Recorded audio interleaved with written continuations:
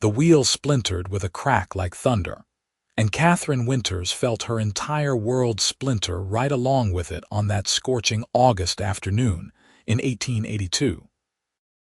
She stood in the middle of the dusty road just outside Silverton, Colorado, staring at the broken wagon wheel with tears streaming down her dirt-smudged face.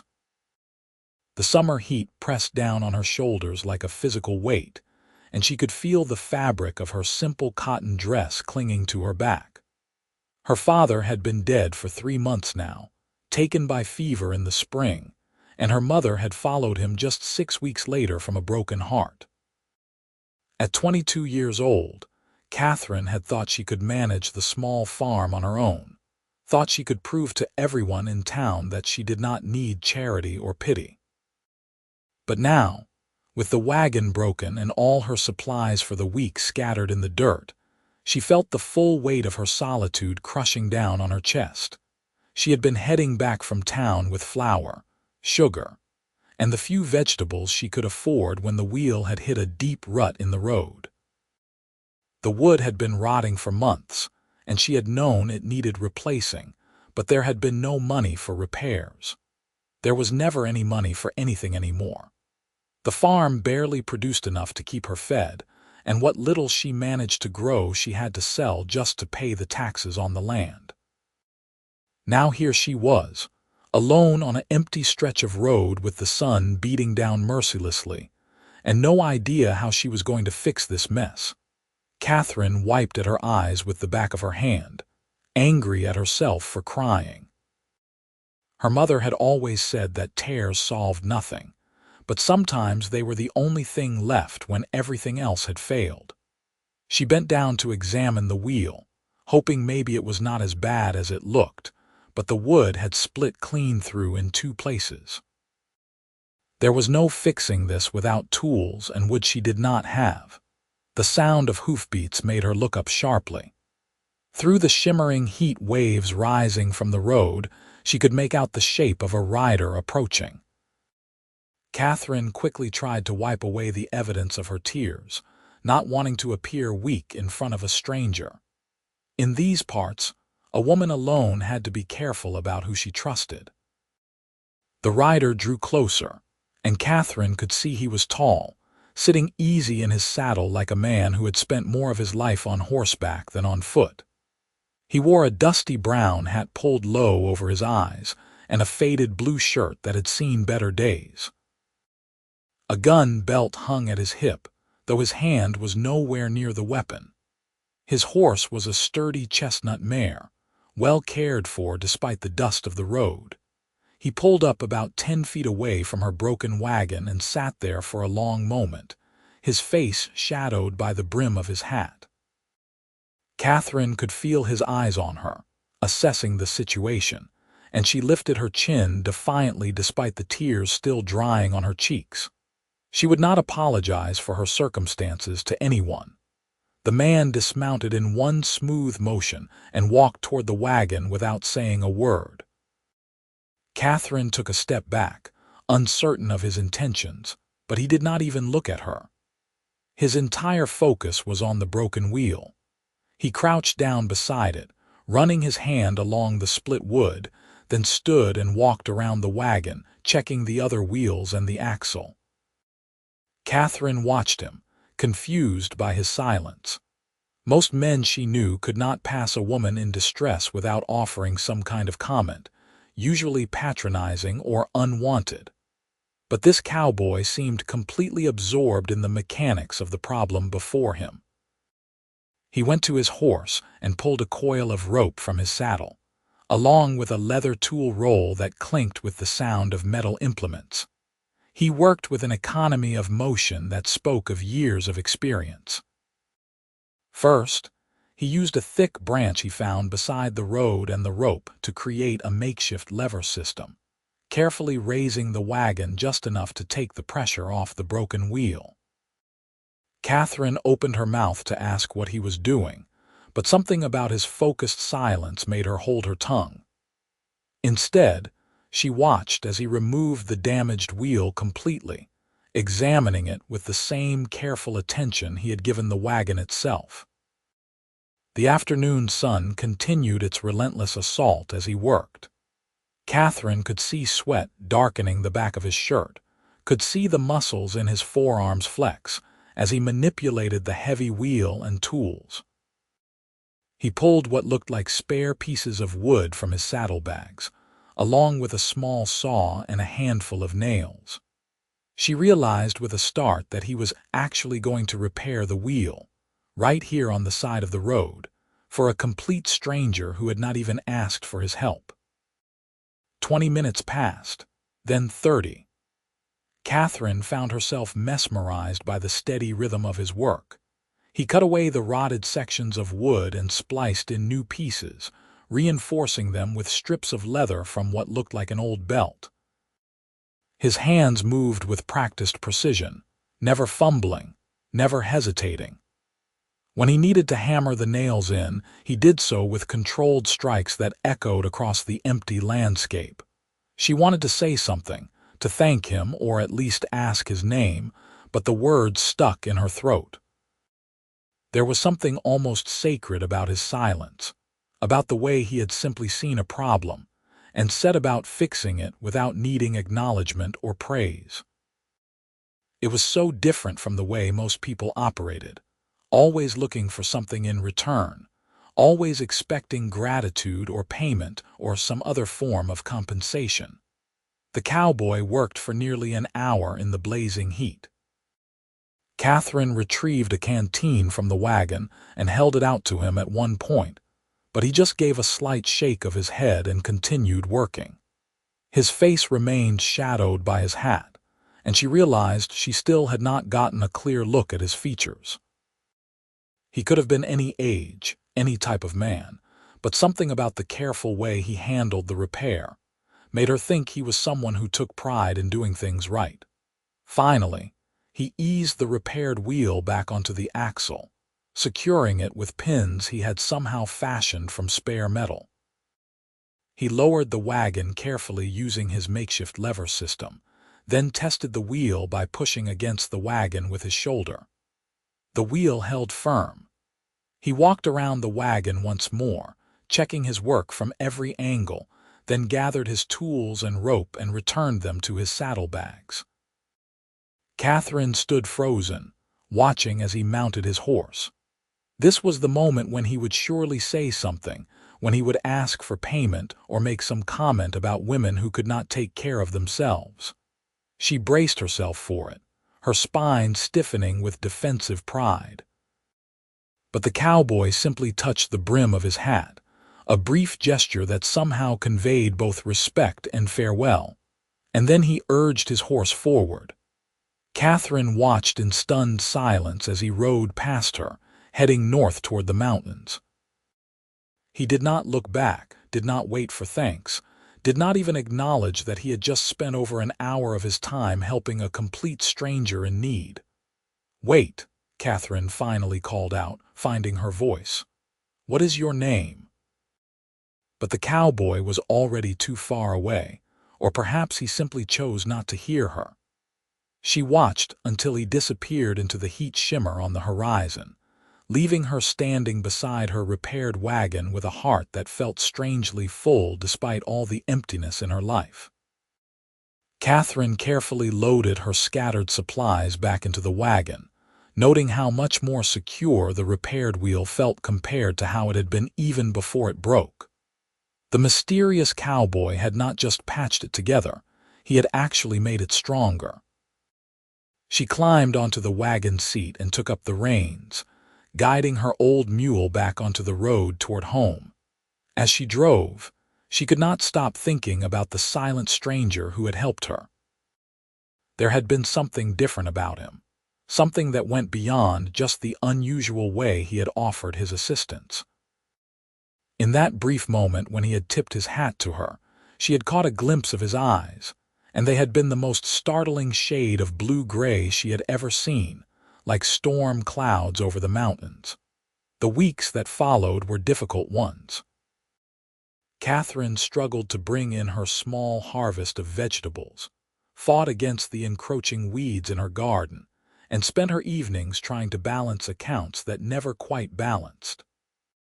But every time she drove the wagon into town, every time that wheel rolled smoothly along the rutted roads, she thought of the cowboy who had fixed it. She found herself looking for him whenever she was in Silverton, scanning the faces of the men on the street, hoping to catch a glimpse of that dusty brown hat and those storm cloud eyes. She asked around, trying to be casual about it, but no one seemed to know who she was talking about. The bartender at the Silver Star saloon shrugged and said half the men in Colorado fit that description. The shopkeeper suggested it might have been one of the ranch hands from the Big Sky Ranch up in the hills. But when Katherine made inquiries there, the foreman said none of his men had been on that road that day. September arrived with cooler temperatures and the first hints of gold in the aspen leaves that covered the mountainsides. Katherine was in town one afternoon, having just sold a basket of her late-season tomatoes to the hotel restaurant, when she saw him. He was standing outside the blacksmith shop, talking to the smithy about something, his hat pushed back on his head so she could finally see his face clearly. He was younger than she had imagined, probably only 24 or 25, with a strong jawline darkened by several days of stubble, and those remarkable blue-gray eyes that seemed to see everything and give away nothing. His hair was dark brown, sun-streaked at the tips, and fell just past his collar in the back. He had the lean, rangy build of a man who spent his life working hard and eating light, but there was a quiet strength in the way he carried himself. Katherine felt her heart start to pound in her chest. For weeks she had wondered if she would ever see him again, had started to think maybe he had just been passing through on his way to somewhere else. But here he was, solid and real, standing not 30 feet away from her. She started toward him, determined to thank him properly this time, but a wagon rolled between them at just that moment. By the time it passed, the cowboy was already walking away, leading his horse toward the livery stable. Katherine hurried after him, her skirts catching at her legs as she tried to maintain a ladylike pace while still moving quickly enough to catch up. "Excuse me," she called out when she was close enough. "Sir, please wait." The cowboy turned, and for just a moment she saw recognition flicker in his eyes. But then his expression settled back into that same neutral calm she remembered from the road. "Yes, madam." His voice was deeper than she had expected, with a slight roughness that suggested he did not use it often. "You helped me," Katherine said, slightly breathless from her hurried walk. "A few weeks ago, on the road outside town, my wagon wheel was broken and you fixed it." He nodded slightly but did not speak. "I wanted to thank you," Katherine continued. "I tried to thank you then, but you left so quickly. The wheel has been perfect ever since. You did a beautiful job with the repair. I just wanted you to know how grateful I am." "No need for thanks, madam," he said quietly. "Anyone would have done the same." "No," Katherine said firmly. "No, they would not have. Plenty of people have passed me on that road since my parents died, and not one of them has stopped to help with anything. What you did was kind, and I want to repay you somehow. Please, let me buy you dinner, or at least give you some money for your time and materials." Something that might have been amusement flickered across his face. "I do not take payment for helping people, madam, and I already ate." He touched the brim of his hat again, that same brief gesture, and turned to continue toward the livery. Katherine felt a surge of frustration. She had spent weeks wanting to thank this man, and now he was walking away again like her gratitude meant nothing. "At least tell me your name," she called after him. He paused, his back to her, and for a long moment she thought he was going to ignore her again. But then he turned his head slightly, just enough that she could see his profile. "Yates," he said. "Yates Keller." "I am Katherine Winters," she said quickly before he could walk away again. "People call me Kate." He nodded once, acknowledging the information, and then he did walk away, disappearing into the dim interior of the livery stable. Katherine stood in the street, watching the space where he had been, and realized with a start that her heart was still pounding and her hands were trembling slightly.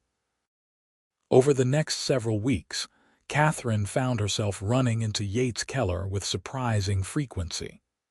She would see him in town, buying supplies at the general store or getting his horse reshod at the blacksmith. Once she saw him at the church social, standing awkwardly in the corner with a cup of punch, looking like he wanted to be anywhere else. Each time, she would greet him, and each time he would nod politely and give her that same quiet acknowledgement before going about his business. He was, she discovered through careful inquiry, a ranch hand who worked for several different outfits in the area. He was not permanently attached to any one place, but instead hired himself out for specific jobs, breaking horses or mending fences or helping with cattle drives. People spoke well of him, saying he was reliable and skilled, but also noted that he kept to himself and did not socialize much. No one seemed to know where he had come from or why he had ended up in Silverton. Katherine found herself thinking about him at odd moments. When she was working in her garden, she would remember the way his hands had moved so surely over the broken wheel.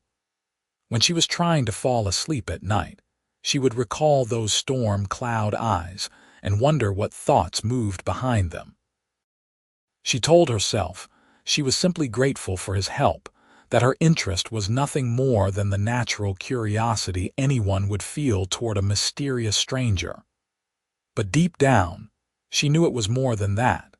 It was late October when the early snowstorm hit.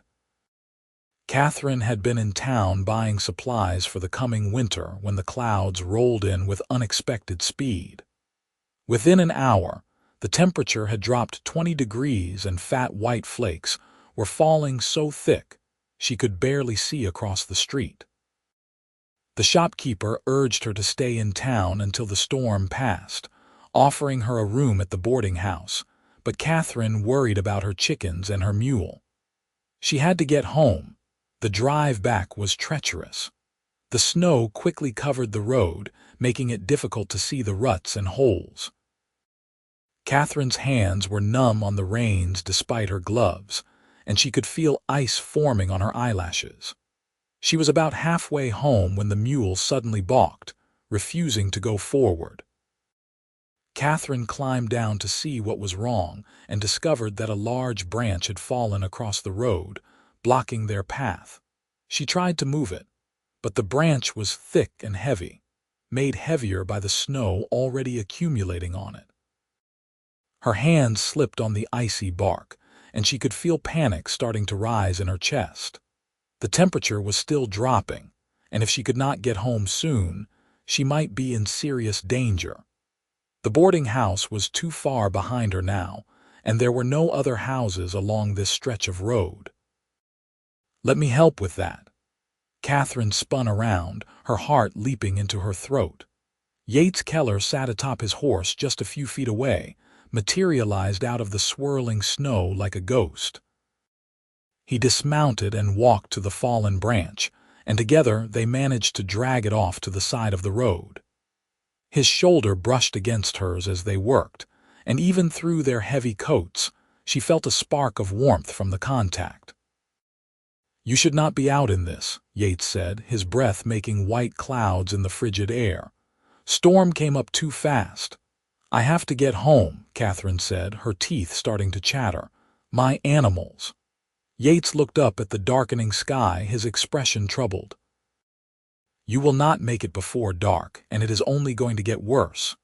My place is just over that ridge, closer than your farm. You should wait out the storm there." Katherine hesitated. Going to a man's home alone was not something a respectable woman did. But as another gust of wind sent snow swirling into her face, she realized that propriety might be less important than survival at this particular moment. "All right," she said. "Thank you." Yates led the way, and Katherine followed with her wagon. His place turned out to be a small cabin tucked into a stand of pines, well sheltered from the worst of the wind. It was simple but well maintained, with a sturdy barn next to it. Yates helped her get the mule and his horse into the barn, making sure both animals had hay and water, then led her to the cabin. The interior was sparse but clean. A wood stove dominated one corner, and Yates quickly got a fire going. There was a table with 2 chairs, a narrow bed against one wall, and shelves holding basic supplies. Katherine noticed a few books stacked on a small table beside the bed, their spines worn from repeated reading. "You can have the bed," Yates said, hanging his wet coat on a peg by the door. "I will sleep in the chair." "I cannot take your bed," Katherine protested. "You have already done so much." "You will take the bed," Yates said firmly. It was the most assertive she had heard him sound, and something about the protective tone in his voice made her stomach flutter. As the storm raged outside, they sat by the stove and shared the simple meal Yates prepared: beans and cornbread, with coffee that was strong enough to strip paint. At first, conversation was halting and awkward. Yates was not a man of many words, and Katherine was acutely aware of the unusual intimacy of their situation. But gradually, as the warmth from the stove seeped into her bones and the coffee steadied her nerves, they began to talk more easily. Katherine learned that Yates had come to Colorado from Kansas 3 years ago, after his family's farm had been foreclosed on by the bank. His parents had died within a year of losing the farm, and his younger sister had gone to live with relatives back east. He had drifted for a while before settling in the Silverton area, taking whatever work he could find and saving every penny with the eventual goal of buying his own small ranch. "I am sorry about your family," Katherine said softly. "I lost both my parents this year. My father to fever, my mother to grief." Yates looked at her then, really looked at her, and she saw understanding in those gray-blue eyes. "The Winters farm," he said. "I heard about that. You have been managing it alone." "Trying to," Katherine admitted. "Not very successfully, I am afraid. Everything keeps breaking, and I never have enough money to fix things properly." She paused, then added with a slight smile, "Except for the wagon wheel. That has held up perfectly." The corner of Yates's mouth twitched, just barely. It was not quite a smile, but it was close. They talked late into the night, long after they should have gone to sleep. Katherine told him about her childhood in Silverton, about how her parents had always struggled but had been happy together. She told him about her dreams of expanding the farm, maybe getting some dairy cows or a few more chickens. Yates listened carefully to everything she said, occasionally asking questions that showed he was truly paying attention. When Katherine finally couldn't keep her eyes open any longer, Yates gave her one of his shirts to sleep in and turned his back while she changed. The bed smelled like him, like leather and wood smoke and something else she could not quite name. She fell asleep listening to the storm outside and the quiet sounds of Yates settling into the chair by the stove, and she felt safer than she had in months. She woke the next morning to find Yates already up, cooking breakfast and stoking the fire. The storm had passed in the night, leaving the world outside transformed into a sparkling wonderland of white. They ate together in comfortable silence, and then Yates helped her hitch up her mule and made sure the road was clear before she headed home. "Thank you," Katherine said as she prepared to leave, "for everything. The shelter, the food, the conversation. I cannot remember the last time I talked to someone like that." "You are welcome," Yates said. Then, after a moment's hesitation, he added, "If you need help with anything at the farm, I hire out for odd jobs. Fair rates." Katherine smiled. I will keep that in mind.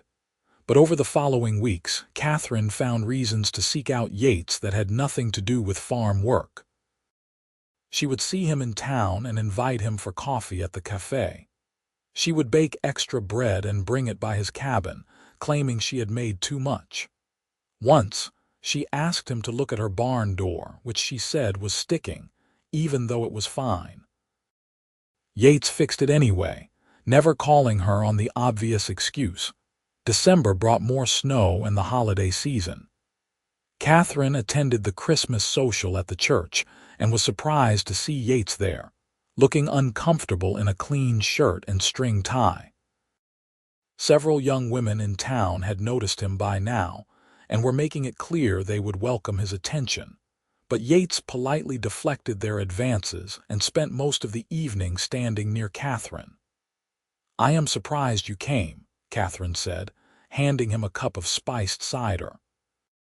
"You do not strike me as someone who enjoys these kinds of gatherings." "I do not," Yates admitted, "but I heard you would be here, and I thought maybe you would like some company." Katherine felt warmth bloom in her chest that had nothing to do with the cider. "I would," she said softly. "I would like that very much." They spent the evening together, not dancing because Yates said he had 2 left feet, but talking quietly in a corner while the festivities swirled around them. When it was time to leave, Yates insisted on following her home in the wagon to make sure she arrived safely. At her door, he hesitated, and Katherine found herself hoping he would kiss her. But he only touched the brim of his hat in that familiar gesture and rode away into the snowy night. It was January when everything changed. Katherine was in town buying supplies when she overheard a conversation at the general store that made her blood run cold. 2 men were talking about the bank foreclosing on several properties in the area, including her farm. She had missed the last 2 tax payments, and the bank had apparently decided not to give her any more extensions. Katherine rushed to the bank, but the news was worse than she had feared. She had 30 days to come up with the money she owed, or she would lose everything. The amount was staggering, more than she could possibly earn in a month, or even 3 months. The bank manager, a thin man with cold eyes, suggested she might want to consider selling the property to cover the debt. She stumbled out of the bank in a daze. The farm was all she had left of her parents, all she had left of the life they had built together. But what choice did she have? She could not come up with that kind of money. She would have to sell and try to start over somewhere else, doing something else. Katherine made it halfway to where she had left her wagon before the tears started. She stood in the middle of the snowy street, crying like she had cried that day on the road when her wagon wheel broke, feeling just as helpless and alone. "Kate." She looked up to find Yates standing in front of her, concern evident in his eyes. She had not even heard him approach. "What happened?" he asked quietly. Katherine told him everything, the words tumbling out between sobs. She told him about the missed payments, about the 30 days, about losing the farm. Yates listened without interrupting, his expression growing more troubled as she spoke. "How much do you need?" he asked when she finished. Katherine told him the amount, and she saw something flicker in his eyes. "That is a lot of money," he said slowly. "But maybe we can figure something out. Let me think on it." "There is nothing to figure out," Katherine said bitterly. "I do not have it, and I have no way of getting it. The bank wins. They always win." Yates reached out and gently wiped a tear from her cheek with his thumb. It was the first time he had touched her face, and the tenderness of the gesture made Katherine's breath catch. "Do not give up yet," he said. "There is always a way." 3 days later, Yates came to Katherine's farm with an unexpected proposal. He stood in her small kitchen, turning his hat in his hands, and laid out a plan that left her speechless. He had been saving money for 3 years, he explained, working every job he could find and spending almost nothing on himself. He had enough saved to cover more than half of what she owed to the bank. If she would agree to marry him, he would pay off her debt and they could work the farm together. Over time, she could pay him back from the profits if she wanted to, but he was not concerned about that. What mattered was keeping the farm in her family. "Why would you do this?" Katherine asked, her voice barely above a whisper. "Why would you give up everything you have saved for me?" Yates set his hat on the table and looked at her with those storm cloud eyes. "Because I have been alone for a long time," he said. "And so have you. Because I think we could make a good team. Because when I am with you, I feel like I have found something I did not even know I was looking for." He paused, then added quietly, "And because I have been falling in love with you since the day I saw you crying over that broken wagon wheel." Katherine felt tears spring to her eyes again, but this time they were different tears. "You barely know me," she said. "I know enough," Yates replied. "I know you are strong and stubborn and you do not give up, even when you probably should. I know you loved your parents and you honor their memory by fighting to keep what they built. I know you make the best cornbread I have ever tasted, and you hum when you are working in your garden. I know that when you smile, which you do not do often enough, it feels like the sun coming out after a storm." He took a step closer to her. "I know I want to spend every day learning more about you if you will let me." Katherine's hands were shaking. "What if I cannot pay you back? What if the farm fails anyway? Then we will figure something else out," Yates said, "together." "I do not want you to marry me just to save my farm," Katherine said. "That is not fair to you." "I am not," Yates said firmly. He closed the remaining distance between them and took both her hands in his. "I am asking you to marry me because I want to build a life with you. The farm, the money, all of that is just details. What matters is that I love you, Kate, and I think maybe you might love me too." Katherine looked up into his face and saw nothing but honesty and hope there. She thought about all the times he had helped her, all the quiet conversations they had shared, all the moments when his presence had made her feel less alone. She thought about how her heart jumped every time she saw him, how she looked for excuses to seek him out, how she fell asleep thinking about those blue-gray eyes. "I do," she whispered. "I do love you. I think I started falling for you that first day, when you fixed my wagon without asking for anything in return. I have never met anyone like you, Yates Keller." He smiled then, a real smile that transformed his entire face and made him look younger and more carefree than she had ever seen him. Then he cupped her face in his hands and kissed her, soft and sweet and full of promise. Katherine kissed him back, pouring all her fear and hope and love into that connection, and felt something settle into place in her heart that she had not even known was missing. They were married a week later in the small church in Silverton, with just a handful of friends as witnesses. Katherine wore her mother's wedding dress, carefully altered to fit her smaller frame, and Yates wore a new suit that he had bought specially for the occasion. When the preacher pronounced them husband and wife, Yates kissed her again, and Katherine felt like her heart might burst from happiness. The next day, they went to the bank together and paid off Katherine's debt. The bank manager was clearly disappointed to lose the opportunity to foreclose, but there was nothing he could do. The farm was safe, and it was now theirs, truly theirs, a new beginning for both of them. The first few months of marriage were an adjustment.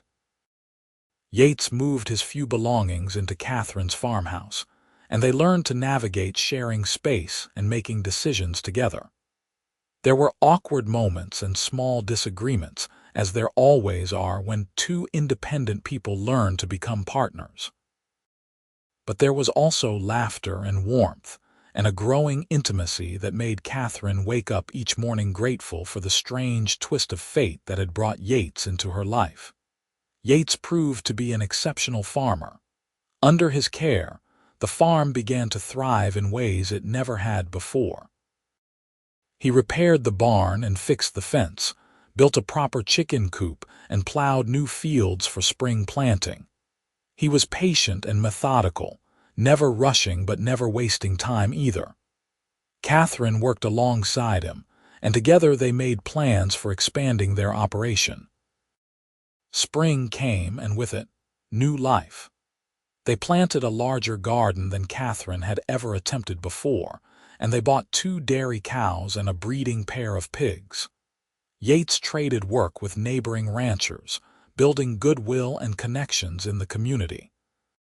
People in town began to refer to them as the Keller farm instead of the Winters farm, and Katherine found she did not mind. Her parents would have liked Yates, she thought. They would have approved of his work ethic and his quiet integrity. It was a warm evening in late May when Katherine realized she was pregnant. She had suspected for a few weeks, but had not wanted to say anything until she was certain. She told Yates over dinner, watching his face carefully to gauge his reaction. For a long moment he just stared at her, his fork frozen halfway to his mouth. Then he set the fork down, pushed his chair back, and came around the table to pull her into his arms. "A baby," he said, his voice rough with emotion. "We are going to have a baby. Are you happy?" Katherine asked, even though she could feel the answer in the way he held her. "Happy does not even begin to cover it," Yates said. He pulled back just enough to look at her face, and she saw tears shining in his eyes. "I never thought I would have this, Kate. A home, a wife, a family. I thought I had lost my chance at all of that when I lost my parents and the farm in Kansas. But then I saw you crying on that road, and something in my chest just knew. I knew you were going to change everything." Katherine kissed him, tasting salt from his tears, and felt her own tears start to fall. "You changed everything for me too," she whispered. "You saved me in every way a person can be saved." The pregnancy progressed smoothly through the summer. Katherine continued to work in the garden and help with the lighter farm chores, while Yates took on the heavier labor and fussed over her like a mother hen. He brought her water constantly, insisted she rest in the afternoons, and rubbed her feet in the evenings when they were sore.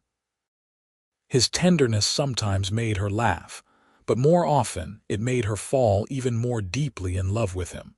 By autumn, Katherine's belly was round and prominent, and the baby's kicks were strong enough that Yates could feel them when he placed his hand on her stomach.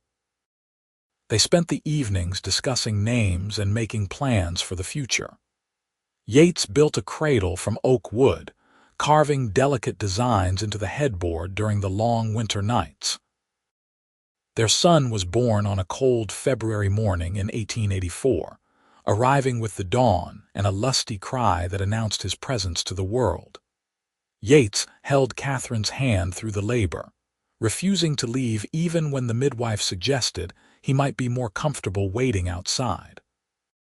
When the baby was finally placed in Katherine's arms, clean and swaddled, Yates sat on the edge of the bed and looked at both of them with such wonder and love that Katherine felt her heart might break from the beauty of the moment.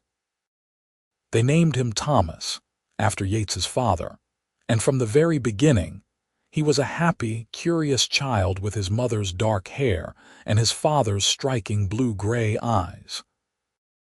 Yates proved to be a devoted father, getting up with Katherine for nighttime feedings and spending hours just watching the baby sleep with an expression of amazed disbelief on his face. The farm continued to prosper. By the time Thomas was 2 years old, they had expanded their herd of dairy cows and were selling milk, butter, and cheese in town. They had built a larger barn and added on to the house, creating more space for their growing family. Katherine discovered she had a talent for cheese making, and her products became popular enough that the general store in Silverton carried them regularly. 3 years after Thomas was born, Katherine gave birth to a daughter they named Lily. She had her father's quiet, observant nature and her mother's determination, and she wrapped both her parents around her tiny finger from the moment she arrived.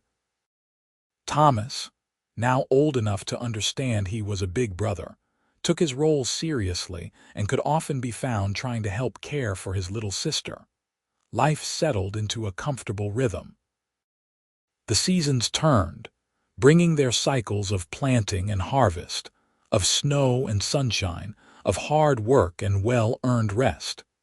Yates and Katherine worked side by side through all of it, their partnership growing stronger with each passing year.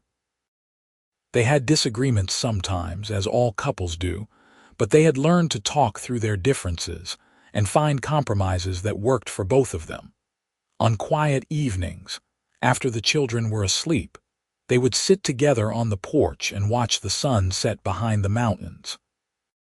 Yates would put his arm around Katherine's shoulders, and she would lean into his warmth, and they would talk about their day or simply enjoy the peaceful silence.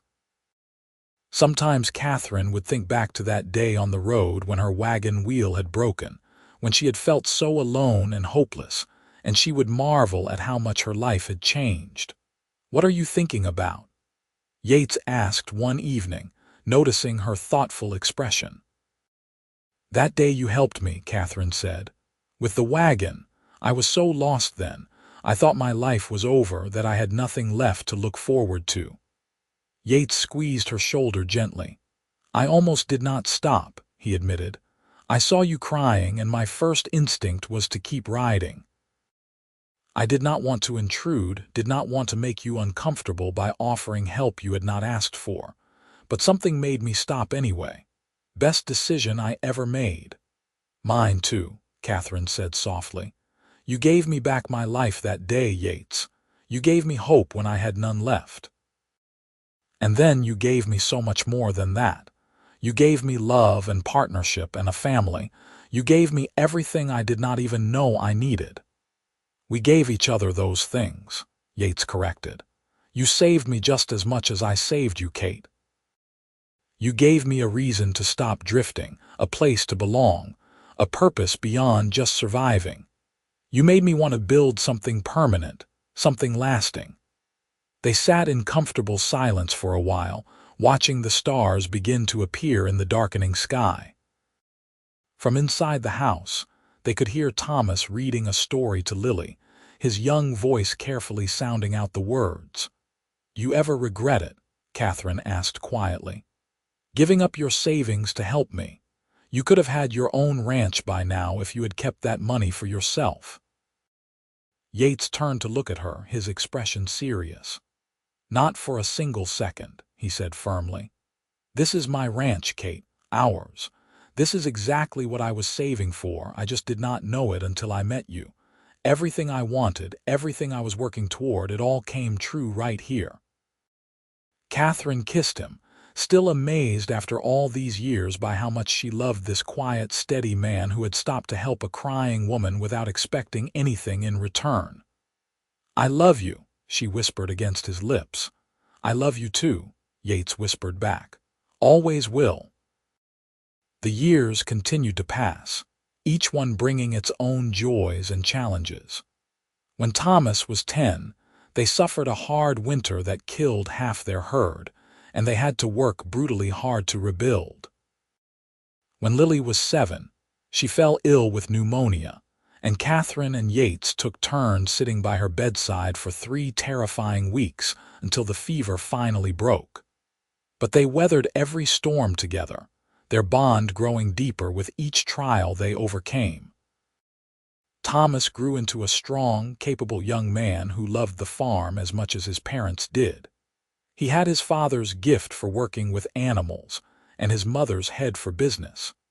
Lily became a talented artist, filling the house with sketches and paintings of the mountains and animals around them. Both children grew up understanding the value of hard work and the importance of helping others, lessons their parents taught by example every single day. On their 20th wedding anniversary, Yates surprised Katherine with a gift. He led her out to the barn, where he had been spending extra time lately on a mysterious project he would not tell her about. There, polished and beautiful, was the original wagon wheel he had repaired that day on the road. He had restored it completely, reinforcing the repairs he had made 2 decades earlier and treating the wood so it would last for generations. "I saved it," Yates explained, watching Catherine's face as she ran her hand over the smooth wood. "When we finally replaced the wagon a few years ago, I could not bring myself to throw this wheel away. It seemed like it should mean something, you know. This is where we started. This is where everything began." Katherine felt tears spring to her eyes. "It is perfect," she said. "But what are we going to do with it?" Yates smiled. "I thought we could hang it in the barn as a reminder. When things get hard, when we are struggling, we can look at it and remember that even broken things can be fixed, that sometimes help comes from unexpected places, that taking a chance on someone can change your whole life." They hung the wheel on the wall of the barn, in a place of honor where they would see it every day. And over the years, when Thomas or Lily or eventually their grandchildren asked about it, Katherine and Yates would tell the story of how they met. They would talk about broken wheels and silent cowboys and acts of kindness that expected nothing in return. And they would end the story the same way every time, with Yates putting his arm around Katherine and saying, "Best decision I ever made was stopping to help your grandmother that day." The farm continued to thrive under the Keller family's care. As Katherine and Yates grew older, Thomas gradually took over more of the daily operations, though his parents remained active and involved well into their 60s. Lily married a kind schoolteacher from town and moved to Denver, but she visited often with her growing family. The little farmhouse that had once seemed so empty to Katherine was now always full of life and laughter and love. On warm summer evenings, Katherine and Yates still sat on their porch and watched the sun set behind the mountains, just as they had done for decades. Yates's hair had gone silver, and Katherine's face showed the lines of a life well lived, but the love between them burned as steady and strong as it had that first day. "You remember when you asked me to marry you?" Katherine asked one evening, holding Yates's weathered hand in hers. "You said you had been falling in love with me since the day you saw me crying over that wagon wheel." "I remember," Yates said, bringing her hand to his lips. "Still true, you know. I fall in love with you a little bit more every single day. Even now that I am old and gray," Katherine teased. "Especially now," Yates said seriously. "Now I know all the things I only suspected then. I know how brave you are, how strong, how loving. I know the sound of your laugh and the way you hum while you cook. I know how you look first thing in the morning and how you feel in my arms at night. I know you in all the ways a person can know another person, and I love every single thing I know." Katherine leaned her head on his shoulder, feeling the steady beat of his heart against her cheek. "I would have lost everything if you had not stopped that day," she said softly. "The farm, my home, my hope. You saved it all." "We saved each other," Yates corrected, as he always did. "You were worth stopping for, Kate. You were worth everything." They sat together as the stars came out, surrounded by the land they had built together, the family they had created, and the love that had sustained them through 25 years of marriage. In the barn, the old wagon wheel hung on the wall, a testament to the day when a cowboy had seen a woman crying and had chosen to help without asking why. It had been such a simple act, requiring nothing more than skill and kindness, but it had changed 2 lives forever. As the years advanced and their hair turned white, Katherine and Yates often reflected on the path that had brought them together. The farm had become a legacy, a thriving operation that would continue long after they were gone. Thomas had married a sweet woman from a neighboring ranch, and together they had given Katherine and Yates 4 beautiful grandchildren who ran through the fields just as their father had done before them. On their 30th anniversary, the whole family gathered at the farm for a celebration. The house was full of children's laughter, the smell of Catherine's famous pies, and the warmth of multiple generations coming together. After dinner, Thomas stood up and made a toast to his parents, speaking of their strength and devotion and the example they had set for all of them. "Everything we have, everything we are, comes from the two of you," Thomas said, his voice thick with emotion. "You taught us what it means to work hard, to love deeply, and to never give up on each other. You built something beautiful here, not just in this farm, but in our family. We love you both more than words can say." Katherine and Yates sat side by side, hands clasped, tears of joy streaming down their faces as they looked around at their children, their grandchildren, and the life they had created together. It had started with a broken wagon wheel on a dusty road, with a silent act of kindness from a lonely cowboy to a desperate woman. But it had become so much more than either of them could have imagined. That night, after everyone else had gone to bed, Katherine and Yates walked out to the barn one last time. They stood in front of the old wagon wheel, and Yates put his arms around his wife from behind, resting his chin on top of her head. "Thank you," Katherine whispered. "For what?" Yates asked. "For stopping that day, for fixing my wagon, for seeing me when I felt invisible, for loving me when I did not know how to love myself, for giving me a life more beautiful than any dream I ever had." Yates turned her around in his arms so he could look into her eyes, those dark eyes that still made his heart skip a beat even after 3 decades together. "Thank you for letting me stop," he said. "Thank you for letting me into your life. Thank you for taking a chance on a quiet cowboy who did not have much to offer except a willing heart and working hands. Thank you for making me the happiest man alive." They kissed there in the barn, with the old wagon wheel watching over them like a silent witness to all they had overcome and all they had built. And in that moment, Katherine remembered the words Yates had spoken to her so long ago when he had proposed in her kitchen. "There is always a way." He had been right. Together they had found the way through every challenge, every hardship, every moment of doubt. Together they had created something lasting and true. As they walked back to the house hand in hand, Katherine looked up at the stars glittering above the dark mountains and sent a silent prayer of thanks to whatever force had guided Yates to that stretch of road on that hot August day so many years ago. Her wagon had been broken, but her life had been mended. Her heart had been shattered, but it had been made whole. All because a cowboy had seen her crying and had chosen to help without asking for anything in return. They lived out their remaining years in peace and contentment, surrounded by the love of their family and the satisfaction of a life well lived. When Yates passed away peacefully in his sleep at the age of 78, Katherine held his hand and whispered that she would see him again soon. She told him that their love had been the greatest gift of her life, that every day with him had been a blessing. Katherine followed him just 8 months later, passing quietly one spring morning with Thomas and Lily at her bedside. Her last words were about Yates, about how she could not wait to see him again, about how much she had loved him from that very first day. They were buried side by side on a hill overlooking the farm, under a large oak tree that Yates had planted the year Thomas was born.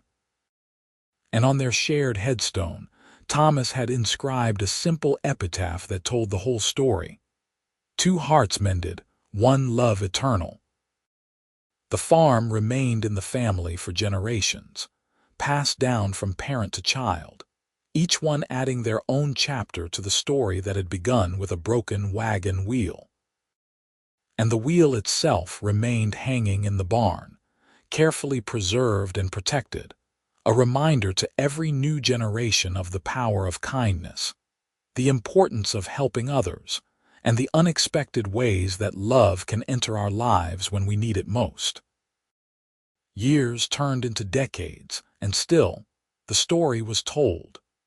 Great-grandchildren who had never known Katherine and Yates personally grew up hearing about the cowboy who had stopped to help a crying woman, who had fixed her wagon without a word and tipped his hat before riding away. They heard about how he came back into her life, how he saved her farm, and how their love had built a legacy that endured long after they were gone.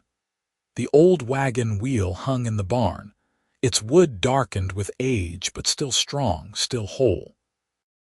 And sometimes, when the light hit it just right, you could see the places where Yates had repaired it all those years ago. The new wood spliced seamlessly with the old. It stood as a testament to the idea that broken things could be made whole again, that endings could become beginnings, and that sometimes the greatest love stories started with the simplest acts of human kindness. In the town of Silverton, Colorado, where the mountains stood tall and the winter snows ran deep, the story of Katherine and Yates Keller became the kind of legend that people told around fires and dinner tables. It was a story about resilience and redemption, about two lonely people who had found each other in the most unlikely of circumstances. It was a story about a broken wagon wheel and a silent cowboy, about a woman's tears and a man's quiet determination to help without expecting anything in return. But most of all, it was a love story. The kind of love story that reminded people that sometimes the best things in life came from the worst moments, that hope could be found even in despair, and that true love was not always loud or dramatic. Sometimes it was quiet and steady, like the sure movements of a cowboy's hands as he repaired a broken wheel, or the gentle touch of a husband's thumb wiping away his wife's tears. And in the end, that was the greatest legacy Katherine and Yates left behind. Not the farm, though it prospered. Not the wealth, though they had built enough to secure their family's future. Not even the children and grandchildren, though they were loved beyond measure. No, their greatest legacy was the proof that love could be found in unexpected places, that kindness could change lives, and that sometimes, all it took to begin a beautiful story was for one person to see another person's pain and choose to help, without asking for anything in return except the chance to make things right.